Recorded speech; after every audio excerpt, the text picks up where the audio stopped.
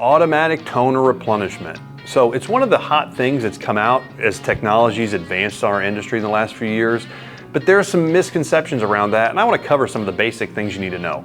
First of all, with AOT, all of our devices come out of our office, come out of our warehouse, and once they're installed on our internet, they start talking to us. So they provide us information like meter reads, which helps us track usage and understand what volume you're doing.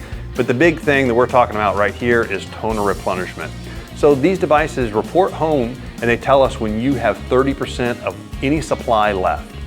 And what happens is when our system triggers, we ship that supply next day. So if we get an alert right now, you should see us tomorrow via your UPS regular shipment. But one thing that can happen is technology is great when it works. When it fails, it can leave you down.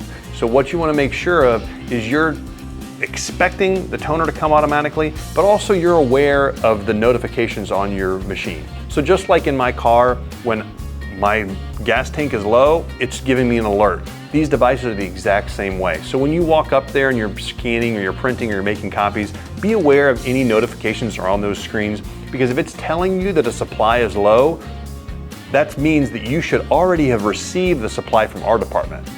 How's that work? Well, on the machine's user interface, it tells you when you have 10% life left on that supply. So if a black toner is at 10% left, as I mentioned earlier, we should have received a notification that you were low at 30%.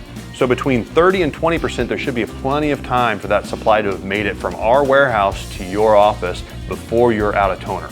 So if you notice that on your screen, go check your supply closet or the main admin who manages the supplies that come in.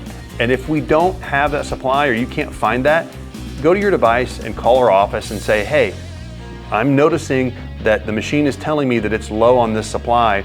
I can't find it. Do you have record of receiving the alert that it was low?